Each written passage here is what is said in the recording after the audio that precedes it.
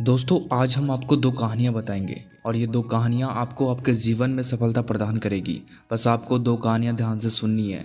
जो नहीं जानता बस उसी बात की संभावना होती है कि वो सब कुछ जान सके, मगर जो पहले से ही सब कुछ जानता है वो और क्या जानेगा। आत्मज्ञान की प्राप्ति से पहले गौतम बुद्ध बिल्कुल एक अनजान की तरह प्रश्न पूछते थे, जैसे कि वो कुछ नहीं जानते। वो खुद को हर चीज़ से अनजान मानते थे और इसीलिए गौतम बुद्ध ने हर चीज़ को जाना। आज हम आपको एक ऐसे व्यक्ति की कहानी बताएंगे जो अपने समय के सबसे महान व्यक्ति थे। एक बार एक गुरु अपने सभी शिष्यों को कुछ समझा रहे थे। उन सभी शिष्यों में से एक शिष्य बहुत मूर्ख था, या आप कह सकते हो कि वो एकदम साधारण था, जो एक समय में एक ही काम करता था। गुरु का मानना था कि उसका कोई उद्धार नहीं कर सकता, लेकिन वो गुरु का शिष्य था, इसलिए वो उस शिष्य का दिल नहीं दुखाना चाहते थे। लेकिन गुरु और वो सभी शिष्य ये जानते थे कि वो शिष्य एकदम नासमझ है। एक बार गुरु स्नान करने जा रहे थे तो उन्होंने सोचा कि वो किसी काम का तो है नहीं, क्यों ना मैं उसे अपने साथ ले जाऊं, क्योंकि वो हर काम को बिगाड़ देता था, हर काम को उल्टा ही करता था। गुरुजी उससे तंग आ चुके थे। उसकी चेतना साधारण थी। यदि उसे एक बार में दो काम करने के लिए दिए जाते थे तो वो एक भी ठीक से नहीं कर पाता था।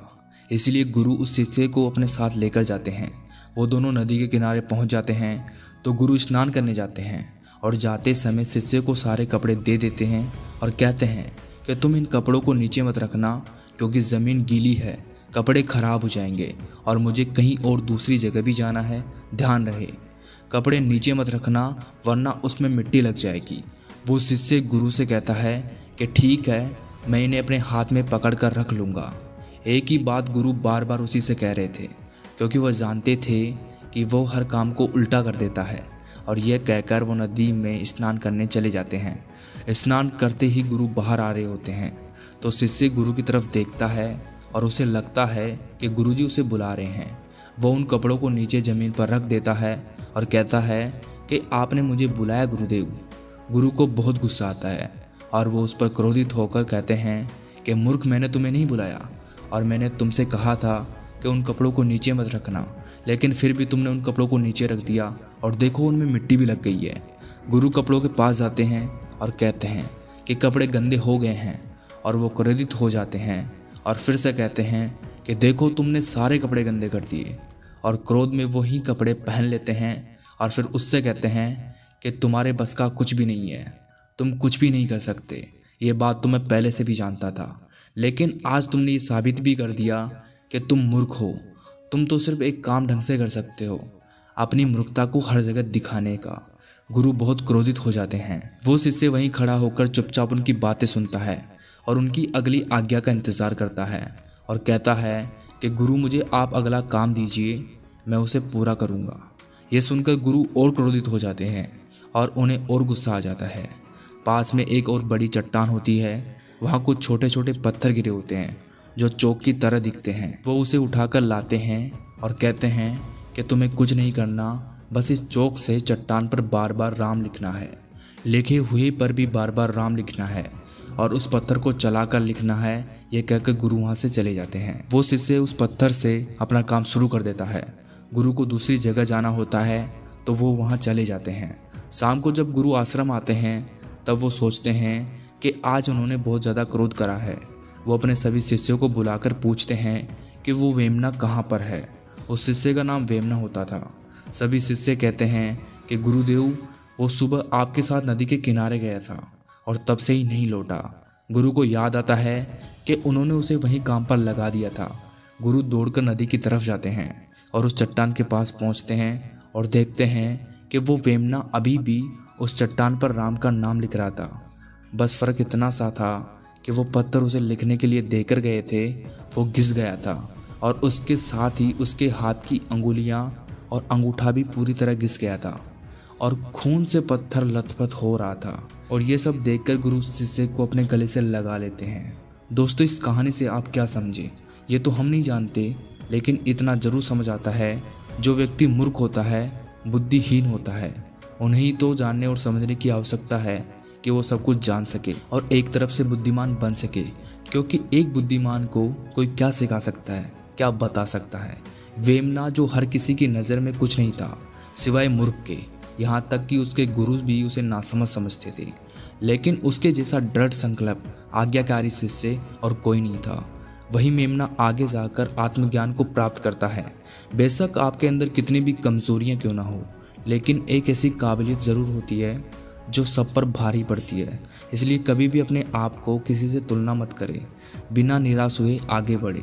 सिद्धार्थ बचपन से ही बहुत प्रश्न पूछते थे, लेकिन उनको उनके प्रश्नों का जवाब कभी नहीं मिल पाता था, जिस कारण वो दुखी भी रहते थे, क्योंकि हर कोई उनके प्रश्नों का उत्तर नहीं दे पाता था।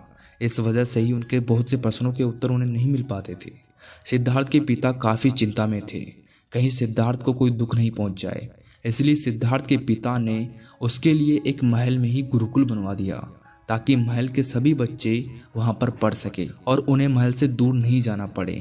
महाराज सुधोधन सभी गुरु से कहते थे कि आपके द्वारा किसी भी बच्चे को ऐसी शिक्षा नहीं देनी चाहिए जिनसे उनके मन में वैराग्य उत्पन्न हो जाए। सिद्धार्थ को सभी गुरुओं से मिलवाया जाता है, वह सभी गुरुओं का आशीर्वाद लेते हैं।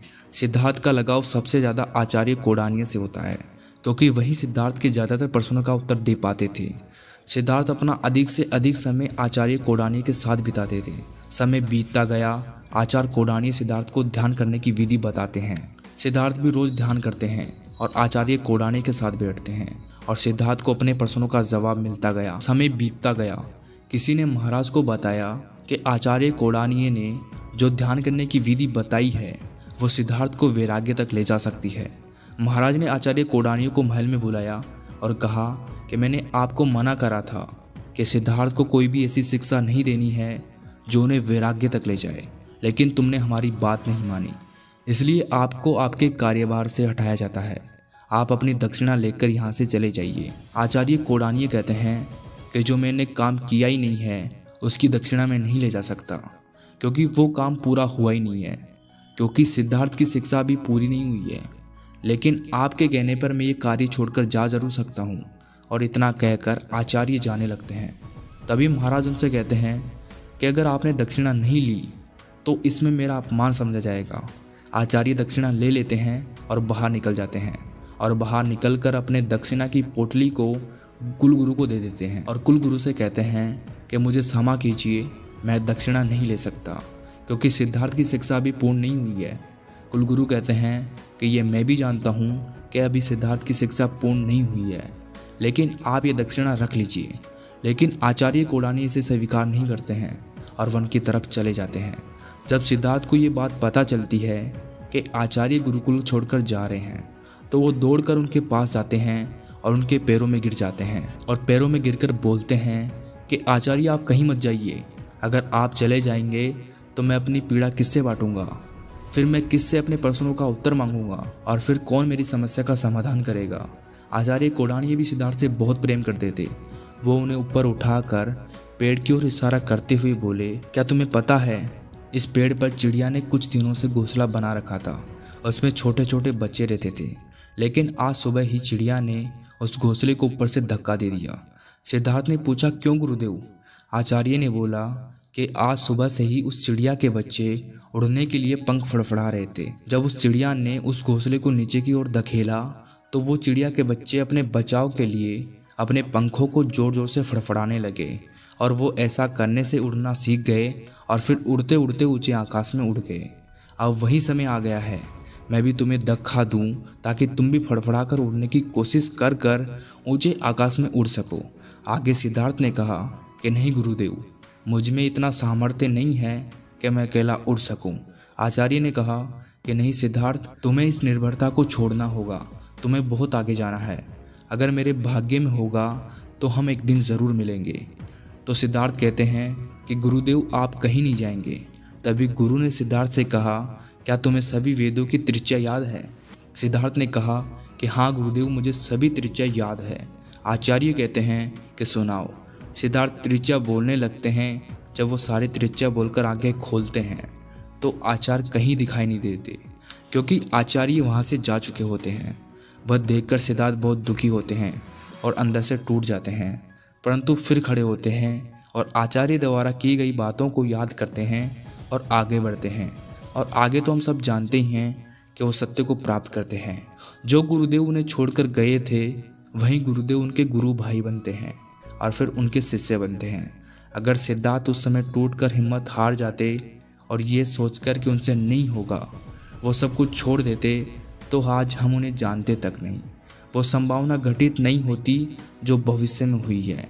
हमारे साथ अक्सर ऐसा ही होता है कि हम किसी घटना को हमारे ऊपर हावी होने देते हैं और आगे चलकर वो हमें पूरी तरह तोड़ देती है और फिर हमें लगने लगता है कि अब कुछ नहीं हो सकता। लेकिन ऐसा कुछ भी नहीं होता। अगर हम उठने का प्रयास करें तो संभावना हमारा इंतज़ार करती है।